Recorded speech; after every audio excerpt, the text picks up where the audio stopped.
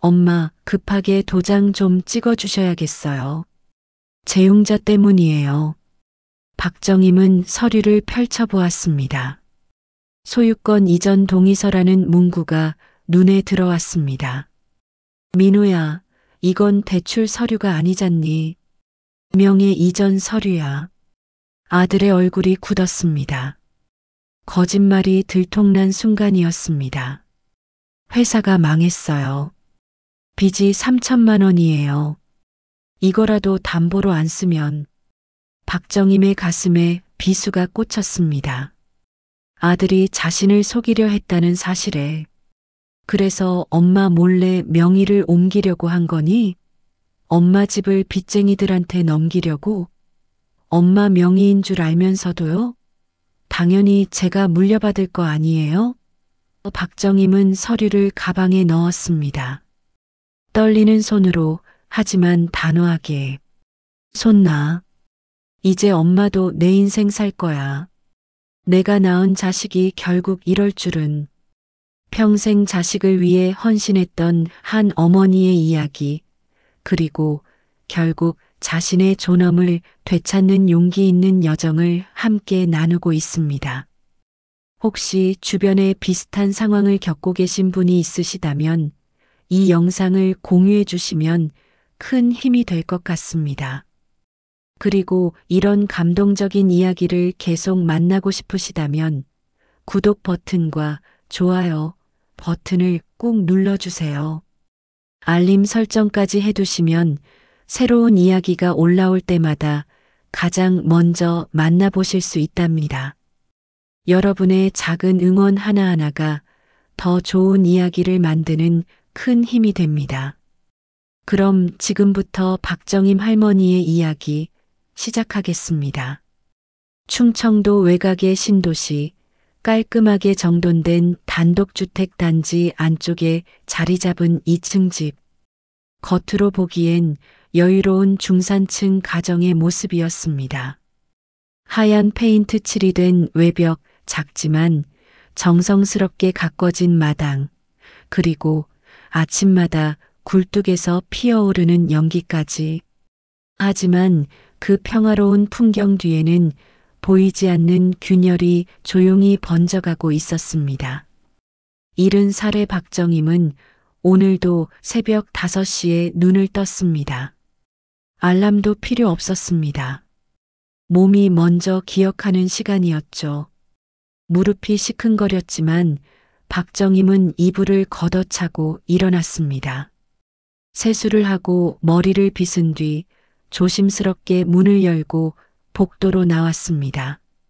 며느리 윤주희가 잠에서 깰까봐 발소리까지 죽이며 걸었죠.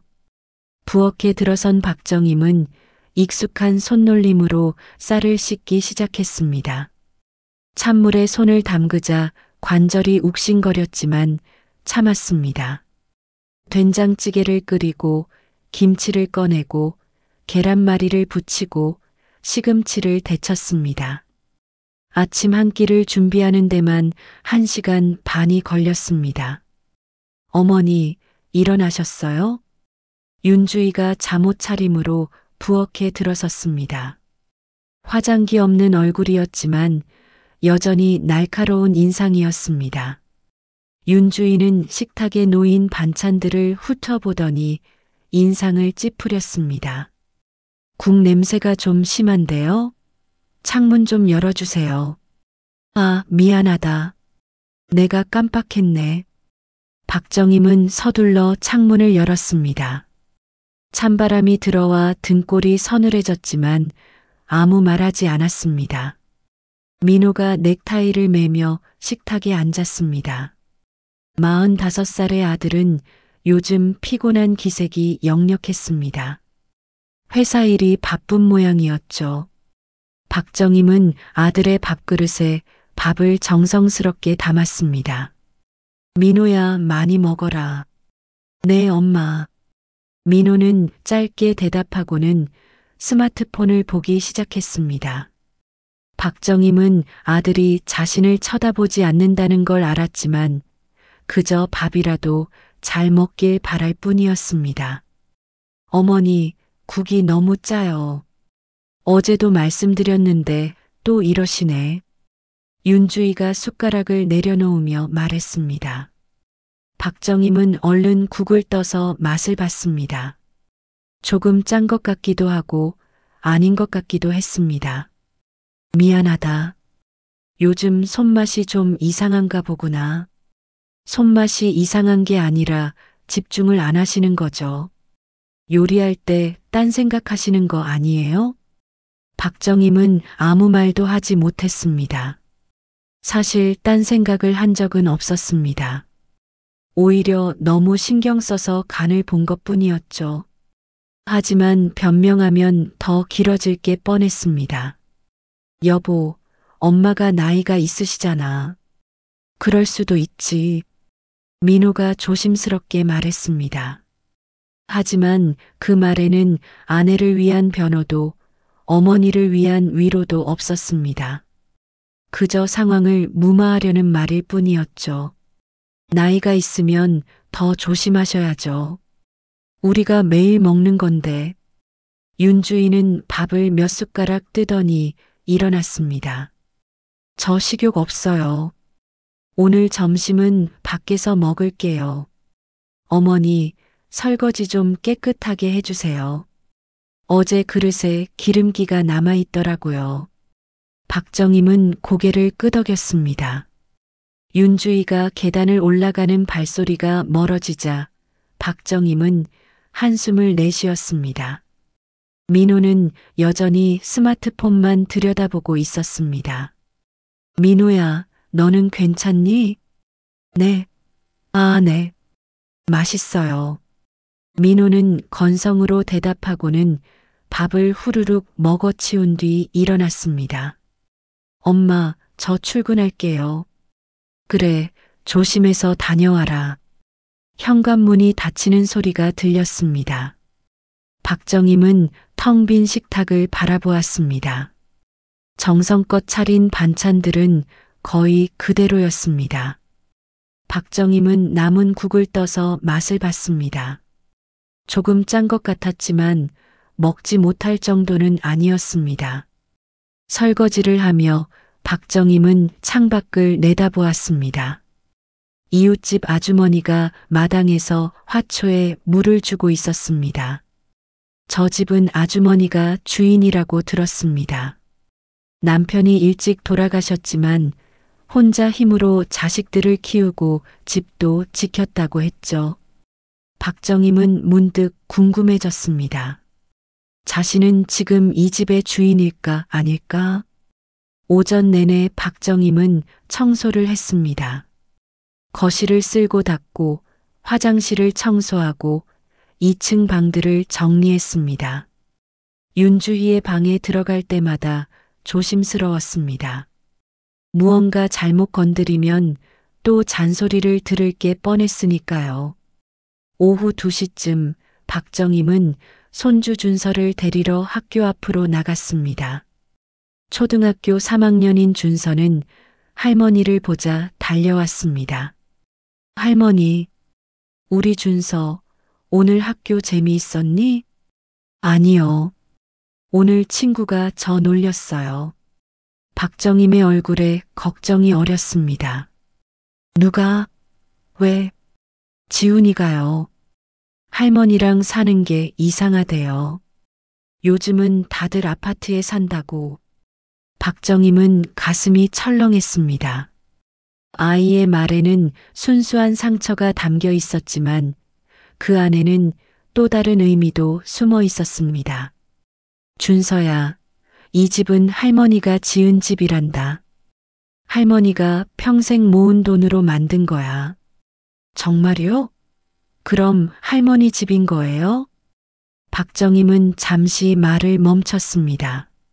명의가 어떻게 되어 있는지 확인한 적이 없었으니까요. 그렇지. 할머니 집이야. 집으로 돌아와 준서에게 간식을 챙겨주고 저녁 준비를 시작했습니다. 윤주인은 오후 늦게 돌아왔습니다.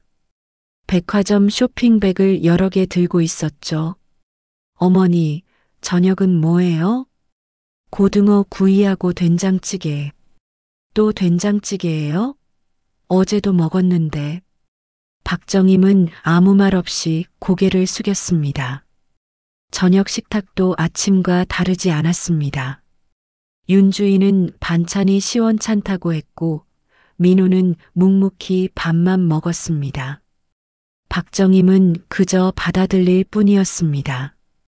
밤이 되어 홀로 방에 누운 박정임은 천장을 바라보았습니다. 형광등 불빛이 흐릿하게 보였습니다. 그래도 아들이 잘 사니까 나 하나 참으면 되지. 하지만 마음 한구석에서는 무언가가 조용히 무너지고 있었습니다. 존중받지 못하는 삶, 고마움을 잃어버린 가족, 그리고 점점 투명해지는 자신의 존재. 박정임은 눈을 감았습니다. 내일도 새벽 5시에 일어나야 했으니까요. 그날은 유난히 쌀쌀한 저녁이었습니다. 박정임은 저녁 설거지를 마치고 거실 소파에 앉아 텔레비전을 보고 있었습니다. 옛날 드라마 재방송이었죠. 며느리와 시어머니가 사이좋게 지내는 내용이었습니다. 박정임은 씁쓸하게 웃었습니다. 드라마는 드라마일 뿐이었으니까요. 어머니, 윤주희가 거실로 내려왔습니다. 평소와 달리 표정이 심각했습니다. 박정임은 본능적으로 가슴이 철렁했습니다. 왜 그러니? 잠깐 얘기 좀 할게요. 윤주희는 박정임 맞은편 소파에 앉았습니다. 팔짱을 낀 채 한참을 말없이 있다가 입을 열었습니다. 어머니, 솔직히 말씀드릴게요. 저희 둘이 좀 자유롭게 살고 싶어요. 박정임은 텔레비전 소리만 들릴 뿐 윤주희의 말이 귀에 제대로 들어오지 않았습니다. 무슨 소리니? 어머니도 아시잖아요. 요즘 젊은 부부들은 시부모님과 따로 사는 게 대세예요. 서로 편하게 지내려면 적당한 거리가 필요하다고요. 박정임의 손이 떨렸습니다. 윤주희는 계속 말을 이어갔습니다. 어머니 연세도 있으시고 건강하시니까 독립적으로 사시는 게 어때요? 요즘 시니어 주택도 많고 복지관도 잘 되어 있잖아요. 너희가 나한테 나가라는 거니? 나가라는 게 아니라 서로를 위해서요. 어머니도 눈치 안 보고 편하게 사실 수 있잖아요. 박정임은 할 말을 잃었습니다. 눈치를 보며 산 건 박정임이었지만 윤주희는 마치 자신이 눈치를 봐온 것처럼 말하고 있었습니다. 민호는 뭐래? 남편도 같은 생각이에요. 다만 어머니한테 직접 말씀드리기 힘들어 하셔서 제가 대신 말씀드리는 거예요. 박정임은 가슴이 무너지는 것 같았습니다. 아들도 같은 생각이라니. 박정임이 낳고 키운 아들이 자신을 떠나보내고 싶어 한다니. 알았다. 내가 생각 좀 해볼게. 빨리 결정해 주시면 좋겠어요. 저희도 계획을 세워야 하니까요. 윤주희는 그 말을 남기고 2층으로 올라갔습니다. 박정임은 한참 동안 소파에 앉아 있었습니다. 텔레비전에서는 여전히 행복한 가족의 모습이 흘러나오고 있었습니다. 밤 11시쯤 민호가 술에 취한 채 집에 돌아왔습니다.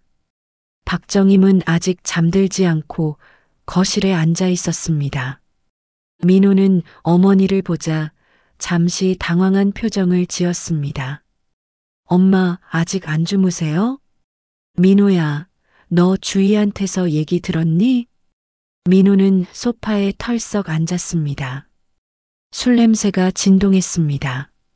엄마, 솔직하게 말해다오. 너도 그렇게 생각하니? 민호는 한참을 말없이 있다가 중얼거렸습니다. 엄마, 나도 이제 내 인생 좀 살고 싶어요. 결혼하고 10년이 넘었는데 아직도 엄마 눈치 보면서 사는 것 같아요. 박정임은 귀를 의심했습니다. 내가 언제 내 인생을 막았니?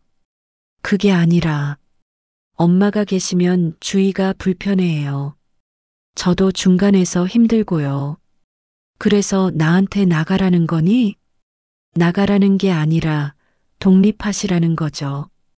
엄마도 자유롭게 사실 수 있잖아요. 박정임은 웃음이 나왔습니다. 쓴웃음이었습니다.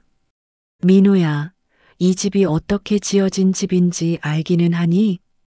그야, 아버지 보험금이랑 그것만이 아니야.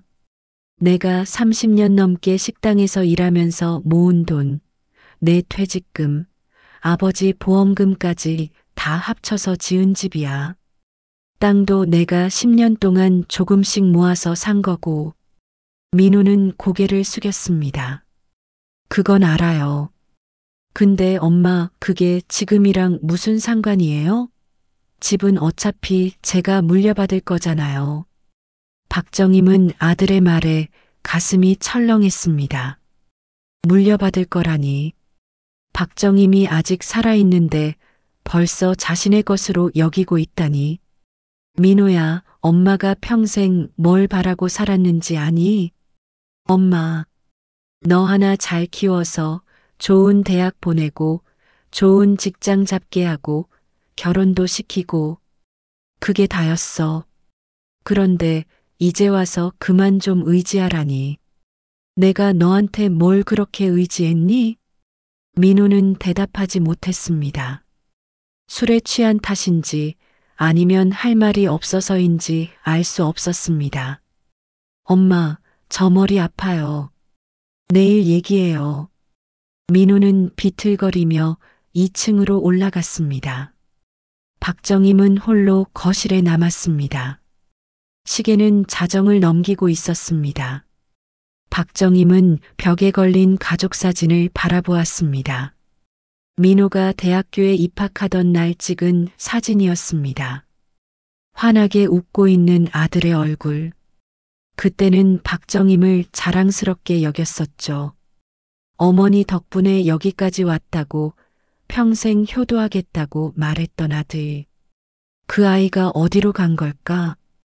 박정임은 천천히 자리에서 일어났습니다.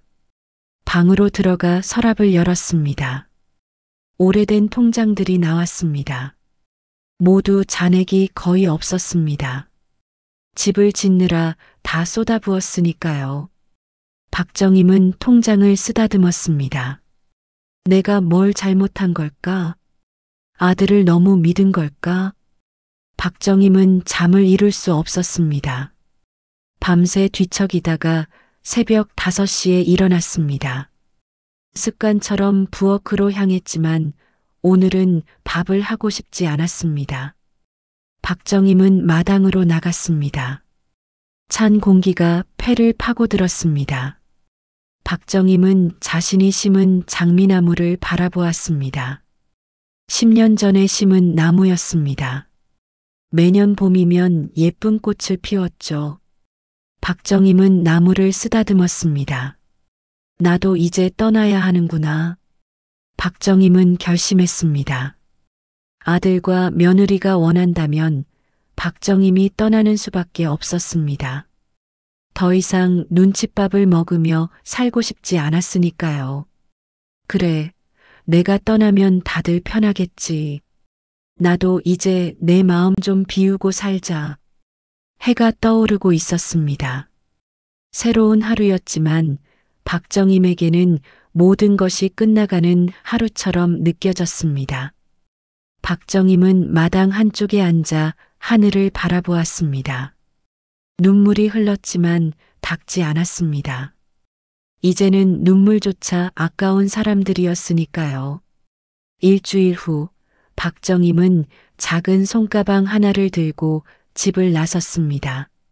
민호와 윤주인은 배웅도 나오지 않았습니다. 그저 2층 창문 너머로 지켜볼 뿐이었죠. 박정임은 뒤돌아보지 않았습니다. 돌아보면 눈물이 날 것 같았으니까요. 할머니, 어디 가요? 준서만이 현관 앞에서 박정임을 붙잡았습니다. 아이의 눈에는 눈물이 그렁그렁 맺혀 있었습니다. 할머니 잠깐 여행 다녀올게. 언제 와요? 박정임은 대답할 수 없었습니다. 준서의 머리를 쓰다듬고는 택시에 올라탔습니다. 차가 출발하자 박정임은 창밖을 바라보았습니다. 자신이 10년 넘게 살았던 집이 점점 멀어졌습니다. 박정임이 구한 곳은 동네에서 버스로 30분 거리에 있는 반지하 월세방이었습니다. 전세금이 없었던 박정임은 선택의 여지가 없었습니다. 통장에 남은 돈은 300만 원 정도. 그나마 아껴둔 생활비였죠. 여기에요. 부동산 중개인이 가리킨 곳은 낡은 빌라 반지하였습니다. 계단을 내려가자 습한 냄새가 코를 찔렀습니다. 문을 열자 어둑한 방이 나타났습니다. 창문은 있었지만 반쯤 땅에 묻혀 있어서 햇빛이 거의 들어오지 않았습니다. 보증금 500에 월세 30이에요. 관리비 따로 5만 원 정도 나오고요. 박정임은 방을 둘러보았습니다. 벽에는 곰팡이 자국이 있었고 천장 모서리에는 거미줄이 쳐져 있었습니다. 화장실과 부엌이 함께 있는 원룸 구조였습니다. 여기로 할게요. 어머니, 다른 데도 볼까요? 여기 좀 습한데. 괜찮아요. 여기로 할게요. 계약을 마치고 짐을 풀었습니다. 짐이라고 해봐야 옷가지 몇 벌과 이불 한 채, 그리고 남편 영정 사진이 전부였습니다. 박정임은 영정 사진을 벽에 걸고 한참을 바라보았습니다. 여보, 우리가 이렇게 될 줄 알았어? 평생 고생해서 집 한 채 장만했는데 결국 이 꼴이네. 박정임은 바닥에 주저앉았습니다. 눈물이 흘렀습니다. 이제야 현실이 실감났습니다. 박정임은 정말로 쫓겨난 것이었습니다. 밤이 되자 방은 더욱 어두워졌습니다. 전등을 켜도 어딘가 음침했습니다. 밖에서는 취객들의 고함 소리가 들렸고 차들이 지나가는 소리가 시끄러웠습니다. 박정임은 이불을 뒤집어 쓰고 누웠습니다. 그래도 내가 살아온 세월이 있는데 이게 뭐라고 눈치 보고 살았을까? 박정임은 지난 10년을 돌아보았습니다. 며느리 눈치, 아들 눈치를 보며 살았던 시간들. 하고 싶은 말도 참고 먹고 싶은 것도 참았던 날들. 그렇게 살면 언젠가는 인정받을 줄 알았는데 결국 남은 건 쓸쓸한 뿐이었습니다. 다음 날 아침 박정임은 일찍 일어났습니다. 부엌에서 간단히 미역국을 끓여 먹었습니다. 혼자 먹는 밥은 맛이 없었습니다. 식사를 마치고 동네를 나섰습니다. 할 일도 없고 갈 곳도 없었지만 방 안에만 있으면 우울해질 것 같았으니까요. 은행 앞을 지나가는데 누군가 박정임을 불렀습니다. 정임아, 정임이 맞지? 돌아보니 오래된 친구 영숙이었습니다. 영숙은 이 동네 은행 지점에서 20년 넘게 일했던 사람이었습니다. 박정임과는 젊은 시절 같은 식당에서 일했던 사이였죠. 영수가, 어머, 정말 정임이네. 여기서 왜, 이 동네 사니? 박정임은 잠시 망설이다가 고개를 끄덕였습니다. 응, 최근에 이사 왔어. 그래, 들어와. 차라도 한잔하자. 영숙은 박정임을 은행 상담실로 데려갔습니다. 따뜻한 커피를 건네며 물었습니다. 그런데 민호네 집은? 너 거기서 잘 살고 있는 줄 알았는데. 박정임은 한참을 말없이 커피만 마시다가 조심스럽게 입을 열었습니다. 나 나왔어. 뭐? 왜? 박정임은 지난 일들을 털어놓았습니다. 며느리의 냉대, 아들의 변심, 그리고 결국 집을 나올 수밖에 없었던 사연까지. 영숙은 듣는 내내 혀를 끌끌 찼습니다. 세상에 그게 무슨. 근데 정임아, 그 집 명의는 어떻게 되어 있어? 명예? 글쎄, 아마 민호 이름으로 되어 있겠지. 집 지을 때 아들 이름으로 해뒀을 거야. 영숙이 고개를 갸웃했습니다. 너 확인은 해봤어? 아니, 그냥. 당연히 그럴 줄 알았는데. 잠깐만 기다려봐. 영숙은 컴퓨터를 두드리기 시작했습니다. 박정임은 영숙이 무얼 하는지 궁금했지만 묻지 않았습니다. 잠시 후 영숙이 눈을 크게 뜨며 말했습니다. 정임아, 이거 이상한데? 뭐가? 그 집 주소 맞지? 신도시 청솔로 12? 응, 맞아. 정임아, 등기상으로는 아직 내 이름으로 되어 있어. 박정임은 귀를 의심했습니다. 뭐라고? 내 이름? 응. 소유주가 박정임으로 되어 있어. 명예 이전이 안 되어 있는 거야. 박정임의 머릿속이 하얗게 변했습니다. 내 이름이라고? 그럼 아들과 며느리는 이 사실을 모르고 있었던 걸까? 그게 그럴 리가 없는데. 민호가 알아서 했을 텐데. 확인해봐. 혹시 모르잖아. 명예 이전을 깜빡했을 수도 있고. 박정임은 가슴이 두근거렸습니다.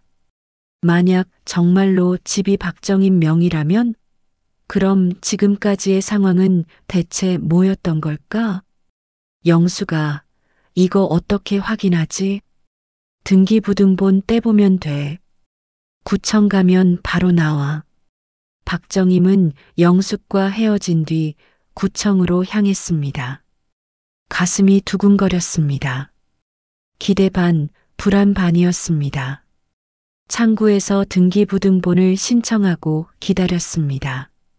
박정임님 나왔습니다. 박정임은 떨리는 손으로 서류를 받았습니다. 소유자란을 확인했습니다. 거기에는 분명하게 적혀 있었습니다. 소유자 박정임. 박정임은 그 자리에 서서 한참을 서류를 바라보았습니다. 내 집이었다.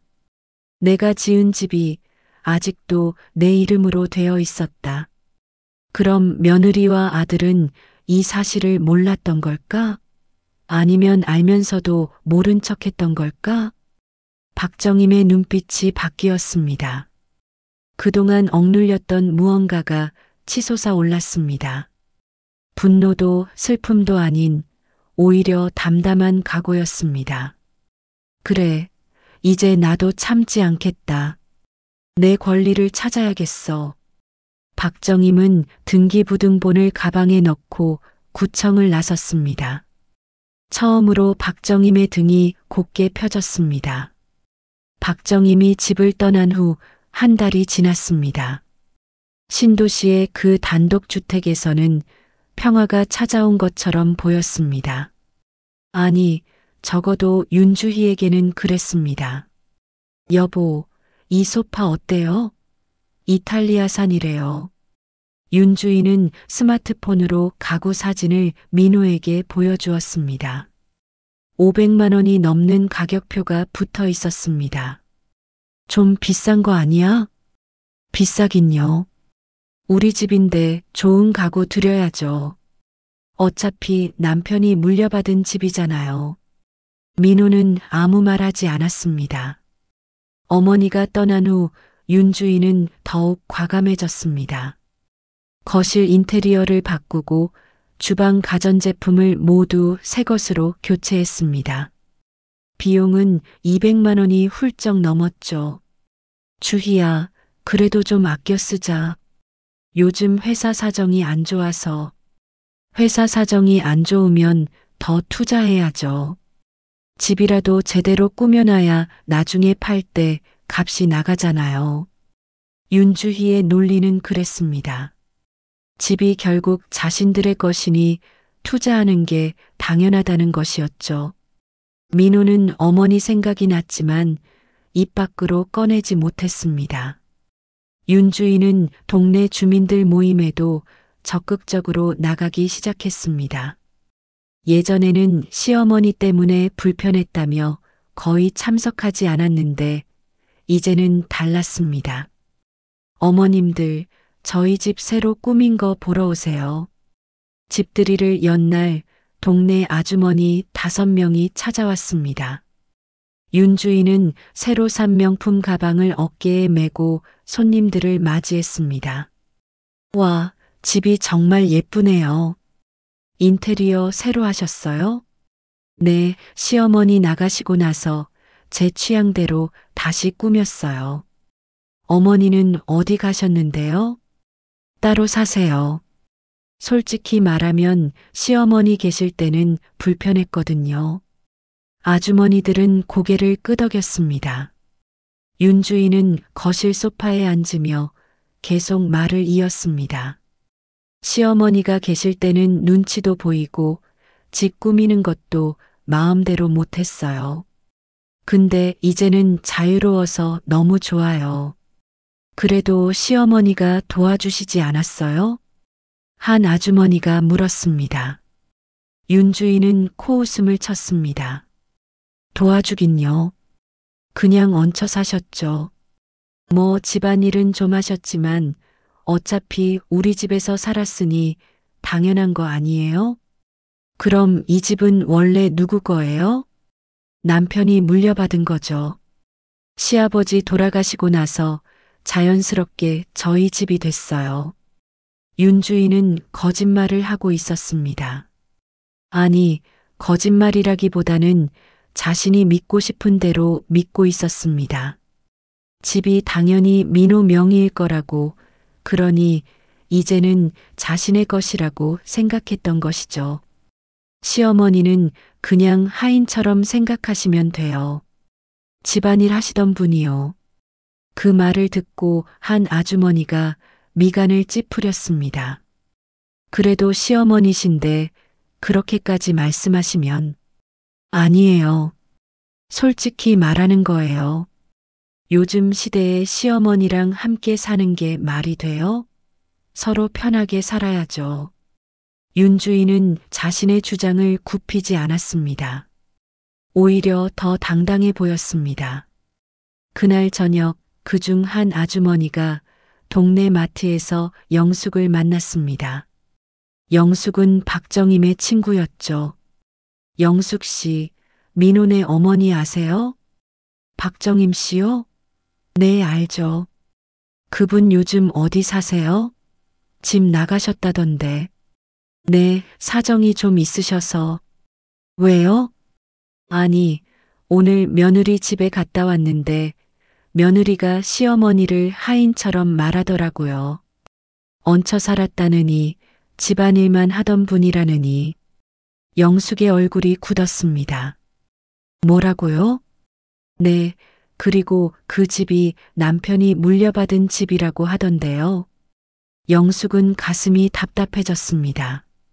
박정임에게서 들은 이야기가 떠올랐습니다. 집은 박정임 명의였습니다. 며느리는 그 사실을 모르고 있었던 것이죠.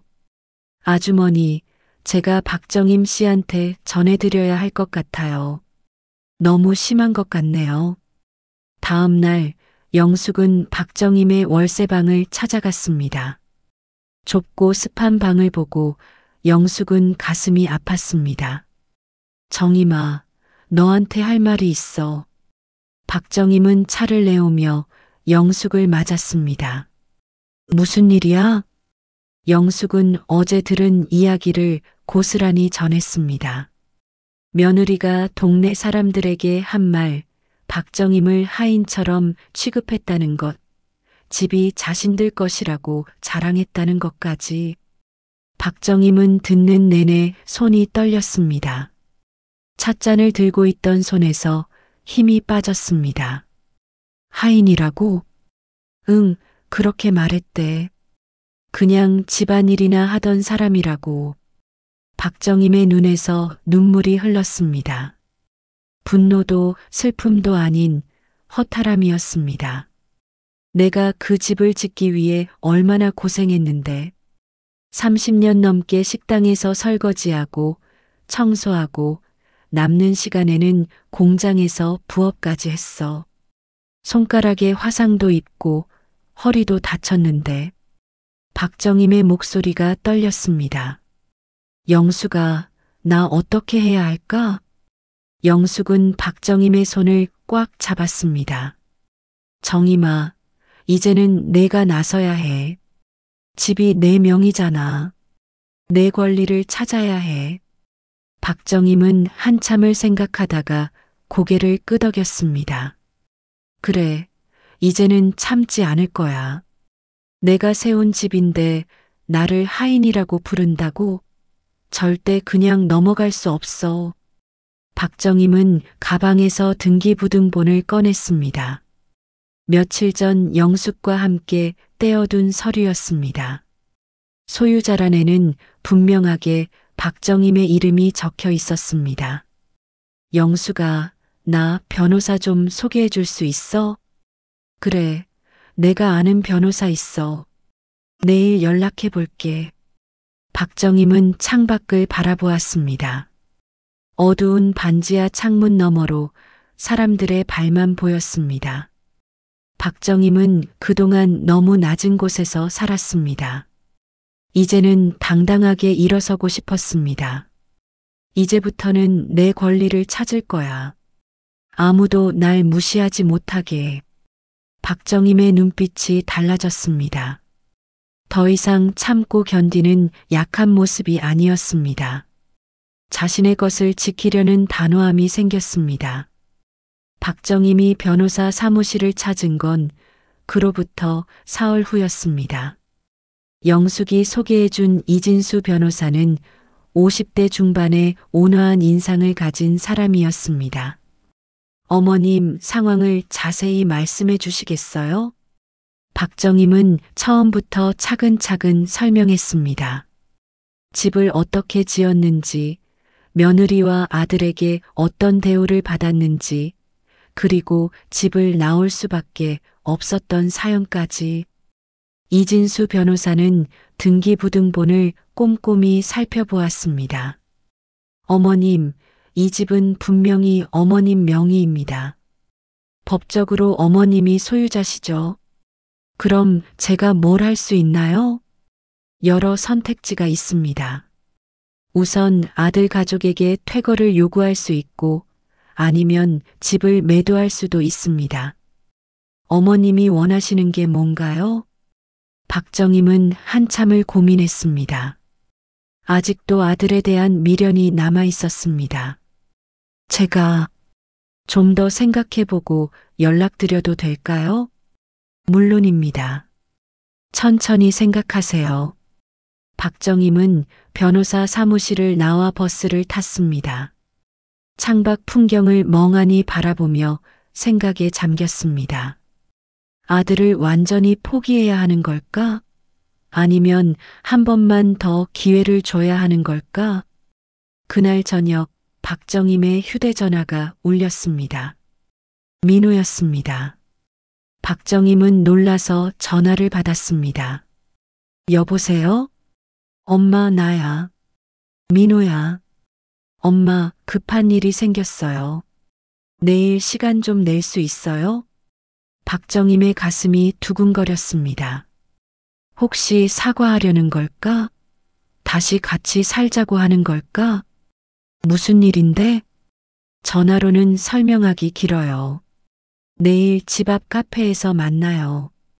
11시에. 알았다. 전화가 끊어졌습니다. 박정임은 한동안 휴대전화를 들여다보았습니다. 아들의 목소리에는 다급함이 묻어 있었습니다. 무슨 일이 생긴 걸까? 다음 날 박정임은 약속 장소인 카페에 일찍 도착했습니다. 민호는 정확히 11시에 나타났습니다. 얼굴이 많이 초췌해 보였습니다. 엄마 오셨어요. 그래, 무슨 일이니? 민호는 가방에서 서류 봉투를 꺼냈습니다. 박정임은 불길한 예감이 들었습니다. 엄마, 급하게 도장 좀 찍어주셔야겠어요. 무슨 도장? 재용자 때문이에요. 집을 담보로 대출을 좀 받아야 해서요. 박정임은 서류를 펼쳐보았습니다. 복잡한 법률 용어들이 빼곡히 적혀 있었습니다. 하지만 박정임의 눈에 띈 건 한 줄이었습니다. 소유권 이전 동의서라는 문구였죠. 민호야, 이건 대출 서류가 아니잖니. 명예 이전 서류야. 민호의 얼굴이 굳었습니다. 엄마가 언제 그런 것까지 알아요. 절차상 필요한 거예요. 절차상 필요하다고? 민호야, 엄마를 속이는 거니? 박정임의 목소리가 떨렸습니다. 민호는 고개를 숙였습니다. 엄마,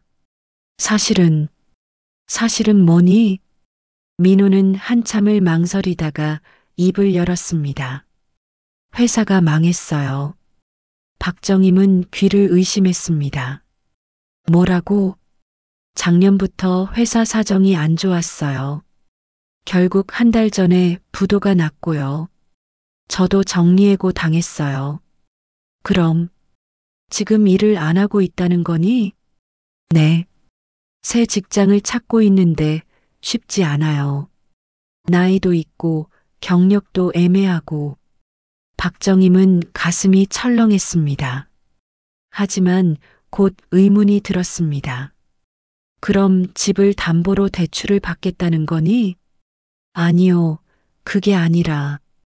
민호는 말을 흐렸습니다.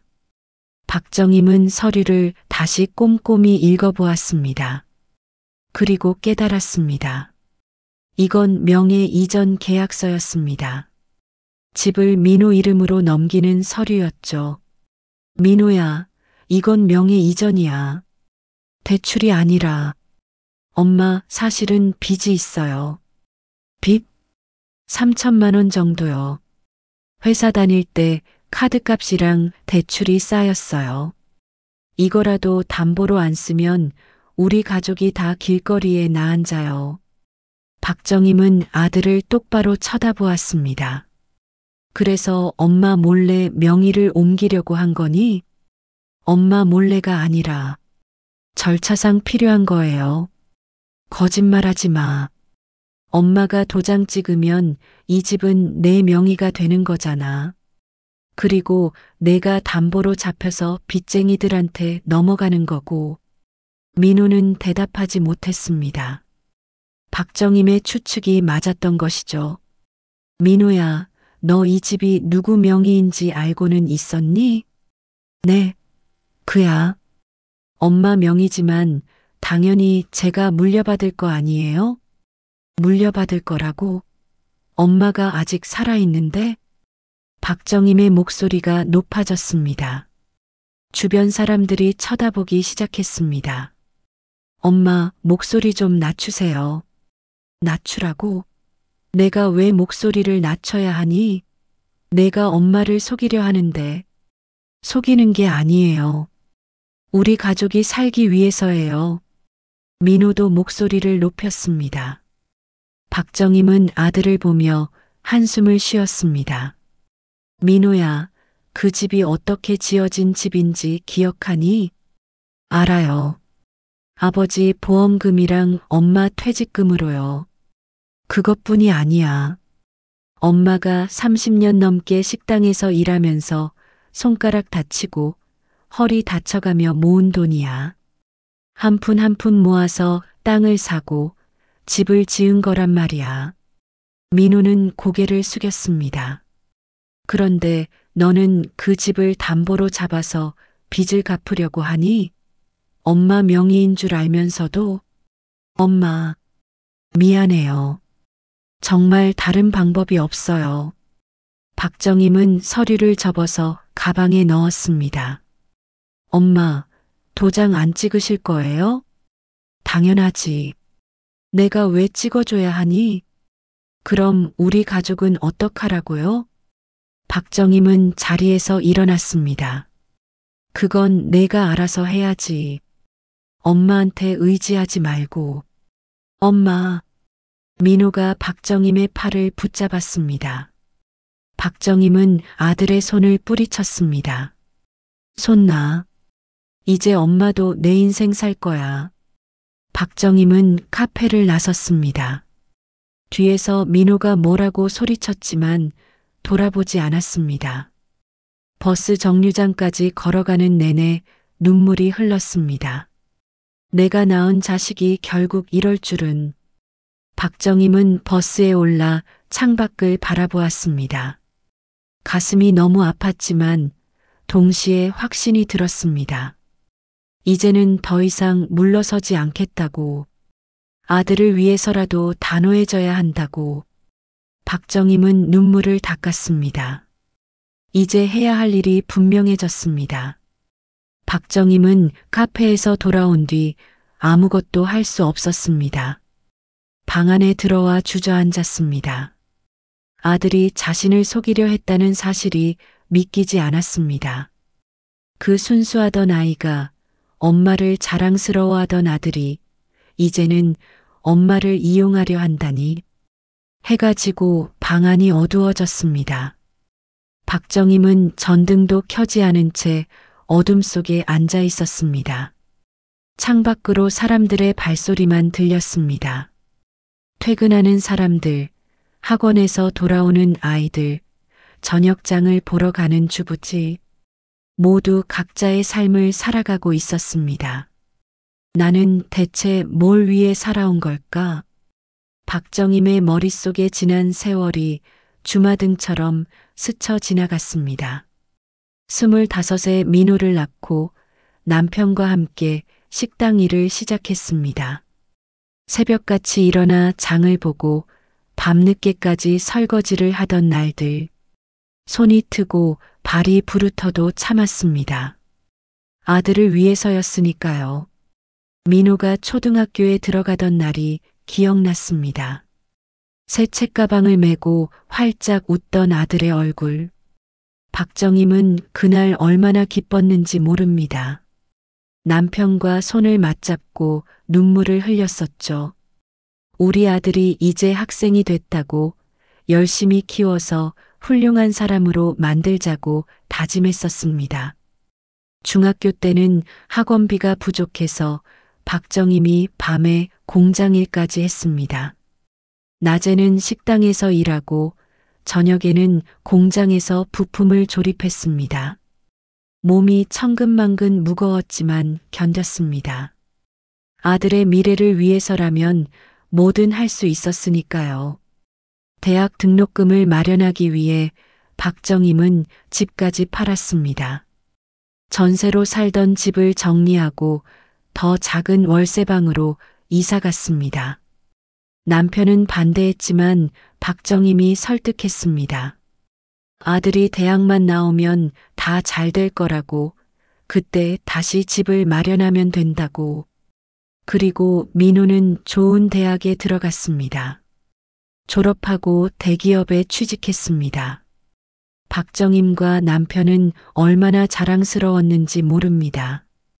드디어 고생이 끝났다고 생각했습니다. 하지만 그때 남편이 쓰러졌습니다.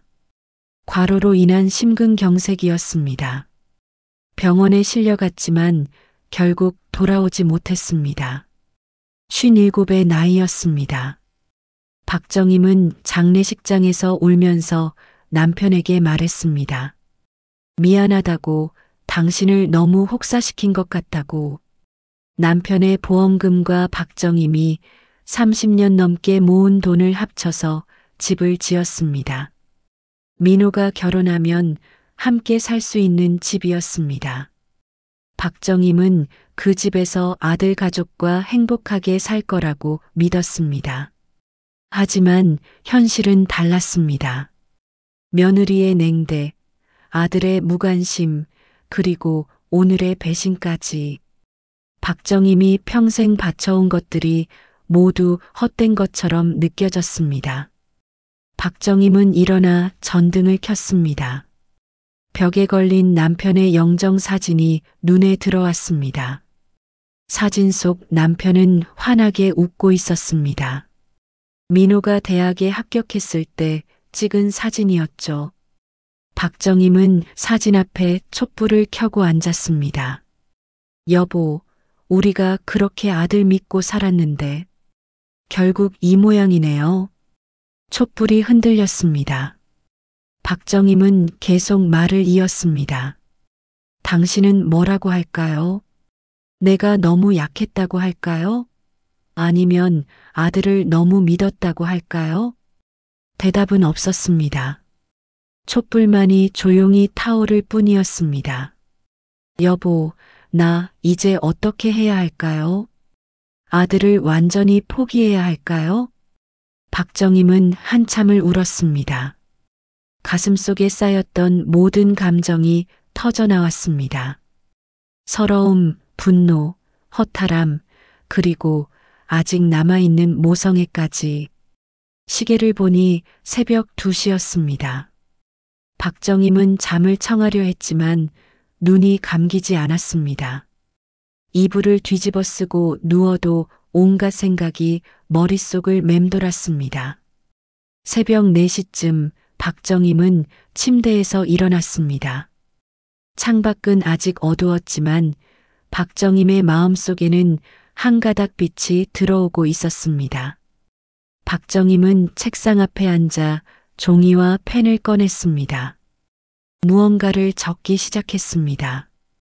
지금까지의 일들, 앞으로 해야 할 일들, 천천히 하나씩 정리해 나갔습니다. 내가 이대로 눈 감으면 저 아이는 평생 같은 잘못을 반복하겠지. 누군가 가르쳐줘야 해. 세상에는 공짜가 없다는 것을, 부모의 희생을 당연하게 여겨선 안 된다는 것을. 박정임은 펜을 내려놓고 창밖을 바라보았습니다. 동쪽 하늘이 조금씩 밝아오고 있었습니다. 그래, 이건 아들을 위한 일이기도 해. 내가 지금 단호하게 나서지 않으면 저 아이는 평생 남에게 의지하며 살 거야. 해가 떠올랐습니다. 새로운 날이 밝았습니다. 박정임은 서랍에서 명함을 꺼냈습니다. 이진수 변호사의 명함이었습니다.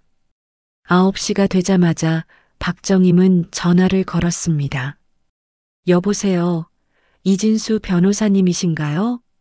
네, 박정임 어머님이시죠? 네, 변호사님. 결심했습니다. 제 권리를 찾고 싶어요. 언제 사무실로 오실 수 있으세요? 오늘 가도 될까요? 물론입니다. 오후 2시에 오시죠. 전화를 끊고 박정임은 옷을 갈아입었습니다. 거울을 보니 초췌한 얼굴이 보였습니다. 하지만 눈빛만은 달랐습니다. 흔들리지 않는 단호함이 있었죠. 박정임은 가방에 등기부등본과 집을 지을 때의 영수증들을 챙겼습니다. 모든 증거 자료를 준비했습니다. 이제는 물러설 곳이 없었습니다. 집을 나서며 박정임은 남편의 영정 사진을 한 번 더 바라보았습니다. 여보, 내가 잘하고 있는 거죠? 이게 아들을 위한 길이기도 하다는 거 당신도 알죠? 촛불은 이미 꺼져 있었습니다. 하지만 박정임은 답을 들은 것 같았습니다. 남편도 분명 같은 생각일 거라고, 지금이 바로 나설 때라고 말해주는 것 같았습니다. 버스를 타고 변호사 사무실로 향하는 내내 박정임은 창밖을 바라보았습니다. 오늘은 날씨가 맑았습니다. 햇살이 따뜻했습니다. 박정임은 이상하게도 마음이 편안했습니다. 무거운 짐을 내려놓은 것 같았죠. 이제부터 내 인생을 살자. 아무에게도 눈치 보지 않고. 박정임의 등이 곧게 펴졌습니다. 이진수 변호사와의 상담을 마친 박정임은 구체적인 계획을 세웠습니다. 변호사는 박정임에게 여러 선택지를 제시했지만 박정임은 직접 대면하기로 결심했습니다. 법적 절차를 밟기 전에 아들과 며느리에게 마지막 기회를 주고 싶었던 것이죠. 변호사님, 제가 직접 만나서 얘기해 보고 싶어요. 어머님, 감정적으로 대하시면 안 됩니다. 냉정하게 사실만 전달하세요. 알겠습니다. 박정임은 휴대전화를 꺼내 민호에게 문자를 보냈습니다. 민호야, 내일 오후 3시에 집으로 가겠다. 너와 주희 둘 다 집에 있어라. 중요한 얘기가 있다. 답장은 금방 왔습니다. 엄마, 무슨 일이세요? 혹시 도장 찍어 주시려고요? 박정임은 씁쓸하게 웃었습니다. 아들은 아직도 박정임이 굴복할 거라고 생각하는 모양이었습니다. 그냥 있어라. 내일 보면 안다. 다음 날 오후 박정임은 오랜만에 그 집 앞에 섰습니다. 자신이 지은 집, 10년 넘게 살았던 집. 대문을 열고 들어서니 마당에 심었던 장미나무가 눈에 들어왔습니다. 꽃은 이미 지고 없었지만 가지는 튼튼했습니다. 초인종을 누르자 윤주희가 문을 열었습니다. 박정임을 보고 놀란 표정을 지었습니다. 어머니, 왜 오셨어요? 들어가도 되겠니? 아, 네. 들어오세요. 윤주희는 마뜩자는 표정으로 박정임을 맞았습니다. 거실로 들어서니 달라진 인테리어가 눈에 띄었습니다. 새로 산 소파, 바뀐 커튼, 벽에 걸린 비싼 그림까지.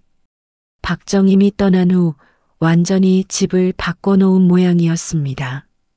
민호는 방에 있어요. 부를게요.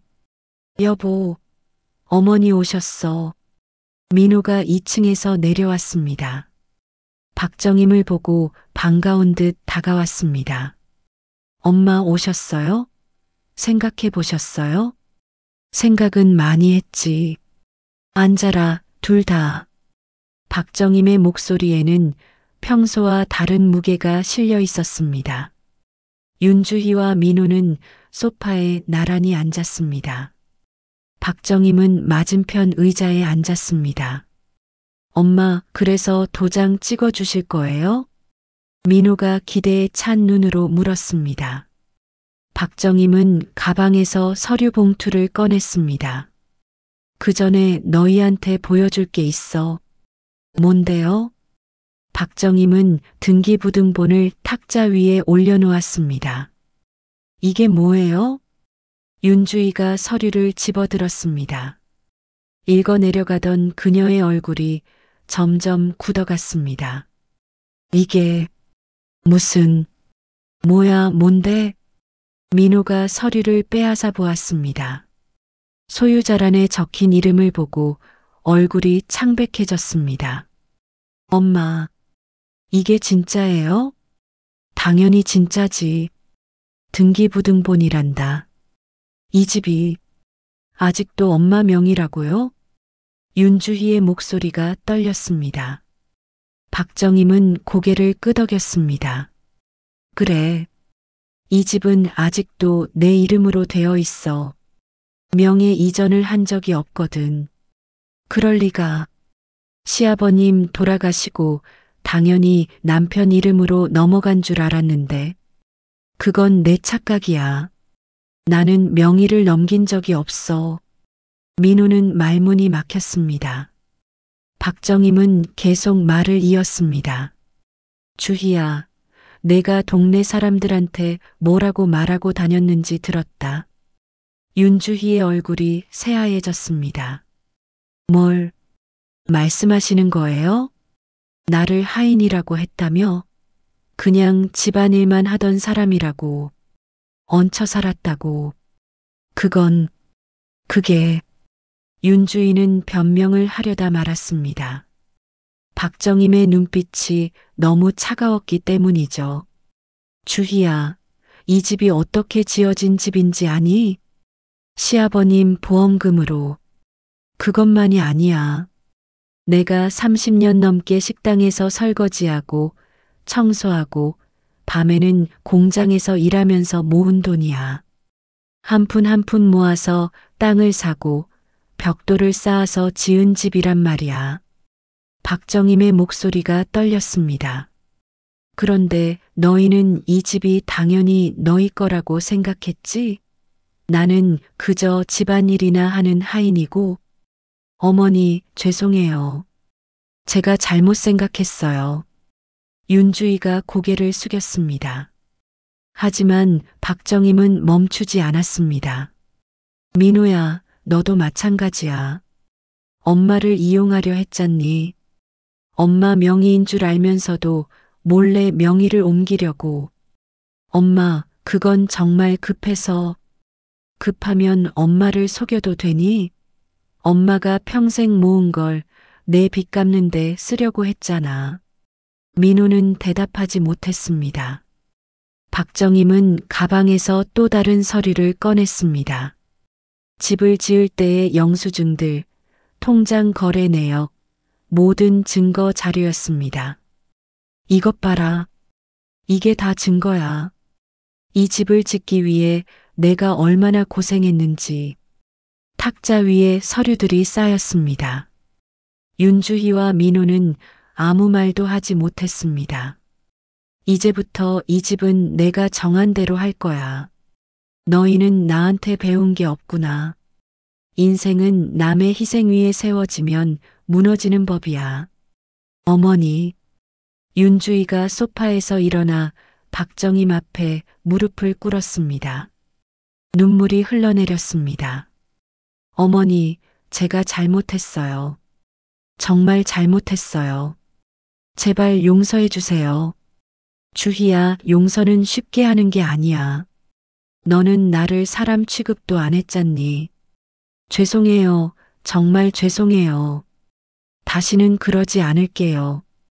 민호도 어머니 앞에 무릎을 꿇었습니다. 엄마, 제가 불효자예요. 엄마 은혜를 잊고 살았어요. 박정임은 두 사람을 내려다보았습니다. 가슴이 아팠지만 물러서지 않았습니다. 일어나라. 무릎 꿇는다고 해결될 일이 아니야. 엄마, 나는 이 집을 팔 거야. 그리고 내가 편하게 살 수 있는 곳으로 갈 거야. 엄마, 안 돼요. 이 집은 우리 집이에요. 민호가 소리쳤습니다. 박정임은 차갑게 웃었습니다. 우리 집? 너희 집이 아니야. 내 집이지. 등기부등본에 내 이름이 있잖니. 그럼 우린 어디 가서 살아요? 그건 너희가 알아서 해야지. 나도 반지하에서 살았잖니. 박정임은 자리에서 일어났습니다. 한 달 안에 이 집을 비워라. 법적으로 진행할 거야. 엄마, 제발요. 민호가 박정임의 옷자락을 붙잡았습니다. 하지만 박정임은 뿌리쳤습니다. 손 놔. 이제 엄마도 내 인생 살 거야. 박정임은 현관으로 향했습니다. 뒤에서 윤주희와 민호의 울음소리가 들렸지만 돌아보지 않았습니다. 대문을 나서는 순간 박정임의 어깨가 가벼워졌습니다. 마침내 자신을 되찾은 기분이었습니다. 석 달이 흘렀습니다. 박정임은 신도시의 집을 팔았습니다. 생각보다 빨리 팔렸습니다. 위치도 좋고 상태도 괜찮았으니까요. 매매 대금은 4억 원이 조금 넘었습니다. 박정임은 그 돈으로 충청도 시골 외곽의 작은 전원주택을 샀습니다. 6천만 원짜리 단층 집이었습니다. 집은 작았지만 마당이 넓었습니다. 앞마당에는 국화를 심었고 뒷마당에는 텃밭을 만들었습니다. 상추, 고추, 토마토를 심었습니다. 매일 아침 일어나면 물을 주고 잡초를 뽑았습니다. 손에 흙이 묻었지만 기분이 좋았습니다. 이게 진짜 내 인생이지. 박정임은 마당 평상에 앉아 하늘을 바라보았습니다. 구름이 천천히 흘러갔습니다. 도시에서는 한 번도 제대로 본 적 없는 풍경이었습니다. 새들이 지저귀고 바람이 불어왔습니다. 평화로웠습니다. 박정임은 집을 판 돈 중 일부를 예금했고 나머지는 생활비로 쓰기로 했습니다. 이자만으로도 충분히 살 수 있었습니다. 더 이상 누구에게 의지하지 않아도 되었습니다. 아침이면 라디오를 켰습니다. 옛날 노래가 흘러나왔습니다. 이미자의 노래, 남진의 노래, 나훈아의 노래. 젊은 시절 즐겨 듣던 노래들이었습니다. 박정임은 노래를 따라 부르며 아침을 준비했습니다. 이웃 할머니들과도 친해졌습니다. 동네 경로당에 가면 화투도 치고 수다도 떨었습니다. 모두 박정임처럼 혼자 사는 할머니들이었습니다. 서로의 사연을 나누며 위로받았습니다. 정임 씨, 아드님은 연락 안 해요? 가끔 해요. 요즘은 좀 뜸하지만요. 사실 민호와 윤주희는 처음 한 달 동안 자주 연락했습니다. 문자도 보내고 전화도 걸었습니다. 하지만 박정임은 간단하게만 대답했습니다. 마음을 열지 않았습니다. 쉽게 용서할 수 없었어요. 민호와 윤주희는 박정임이 집을 판 후 작은 빌라로 이사했습니다. 전세금은 박정임이 조금 도와주었습니다. 1억 원 정도. 완전히 외면할 수는 없었으니까요. 아무리 미워도 자식은 자식이었습니다. 민호는 새 직장을 구했습니다. 예전보다 연봉은 적었지만 성실하게 일했습니다. 윤주희도 파트타임으로 일하기 시작했습니다. 명품 가방은 팔았고 사치스러운 생활도 접었습니다. 현실을 깨달은 것이죠. 가을이 깊어갔습니다. 마당에 국화가 활짝 피었습니다. 노란색, 흰색, 분홍색 국화가 바람에 흔들렸습니다. 박정임은 국화를 바라보며 차를 마셨습니다. 그날 오후 대문 밖에서 인기척이 들렸습니다. 누군가 조심스럽게 문을 두드렸습니다. 누구세요? 박정임이 문을 열자 민호와 윤주희 그리고 준서가 서 있었습니다. 셋 다 수수한 차림이었습니다. 윤주희는 화장기 없는 얼굴이었고 민호는 낡은 점퍼를 입고 있었습니다. 엄마, 할머니, 준서가 박정임에게 달려들었습니다. 박정임은 손주를 안았습니다. 보고 싶었던 얼굴이었습니다. 준서야, 그동안 잘 지냈니? 네, 할머니. 보고 싶었어요. 박정임은 세 사람을 집 안으로 들였습니다. 거실은 작았지만 아늑했습니다. 소파에 앉히고 차를 내왔습니다. 엄마, 집이 참 좋네요. 민호가 주위를 둘러보며 말했습니다. 박정임은 아무 말하지 않았습니다. 어머니, 윤주희가 고개를 숙였습니다. 어머니, 그동안 정말 죄송했어요. 저희가 너무 잘못했어요. 그래. 박정임의 대답은 짧았습니다. 윤주희는 계속 말을 이었습니다. 어머니가 저희를 떠나고 나서야 깨달았어요. 어머니가 얼마나 고생하셨는지, 저희가 얼마나 큰 실수를 했는지. 그랬구나. 저희 이제 달라졌어요. 민호도 성실하게 일하고 저도 일하면서 살림 꾸려가고 있어요. 명품 가방도 다 팔았어요. 박정임은 윤주희를 바라보았습니다. 예전과 달리 겸손해 보였습니다. 엄마, 저희가 너무 어리석었어요. 민호가 말했습니다. 엄마 은혜를 당연하게 여기고 희생을 몰랐어요. 이제야 알았어요. 엄마가 얼마나 힘들게 저희를 키우셨는지. 박정임의 눈에 눈물이 맺혔습니다. 하지만 참았습니다. 그걸 알았으면 됐다. 엄마, 용서해 주세요. 용서는 쉽게 하는 게 아니야. 너희가 진심으로 뉘우치는지 시간을 두고 봐야지. 네, 알겠어요. 천천히 보여드릴게요. 민호와 윤주인은 더 이상 무리하게 요구하지 않았습니다. 그저 박정임 곁에 조용히 앉아 있었습니다. 준서야, 마당에 국화 구경 갈래? 네. 박정임은 준서의 손을 잡고 마당으로 나갔습니다. 국화가 환하게 피어 있었습니다. 할머니, 꽃이 정말 예뻐요. 그치? 할머니가 직접 심은 거야. 할머니, 저도 할머니랑 살고 싶어요. 박정임은 준서를 안아주었습니다. 준서야, 넌 엄마 아빠랑 살아야지. 할머니는 여기서 편하게 살 거야. 저녁 무렵 세 사람이 돌아갈 준비를 했습니다. 박정임은 텃밭에서 딴 채소를 비닐봉지에 담아주었습니다. 이거 가져가서 먹어라. 엄마, 고맙습니다. 자주 오지는 마라. 너희도 바쁘잖니. 가끔씩 전화해라. 네, 엄마. 세 사람이 대문을 나섰습니다. 박정임은 대문 앞에 서서 지켜보았습니다. 차에 타기 전에 민호가 돌아보며 손을 흔들었습니다. 박정임도 손을 흔들었습니다.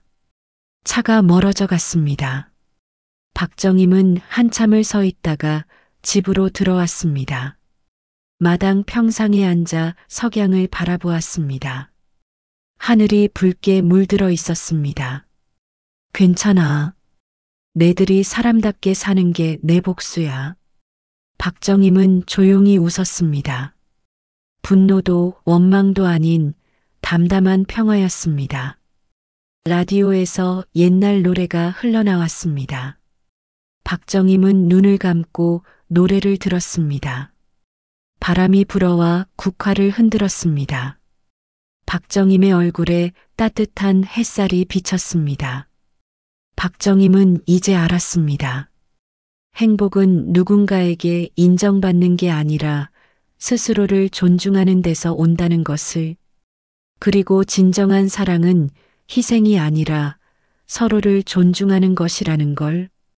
박정임의 눈에서 눈물이 한 방울 떨어졌습니다. 하지만 그것은 슬픔의 눈물이 아니었습니다. 안도와 평화의 눈물이었습니다. 박정임은 마침내 자유로워졌습니다. 마침내 자신의 인생을 되찾았습니다. 해가 저물고 별이 떠올랐습니다. 박정임은 평상에 누워 하늘을 바라보았습니다. 도시에서는 볼 수 없었던 별들이 가득했습니다. 아름다웠습니다. 이제 진짜 내 인생이야. 박정임은 조용히 웃으며 눈을 감았습니다. 내일도 해가 뜰 것입니다. 그리고 박정임은 또다시 자신의 하루를 시작할 것입니다.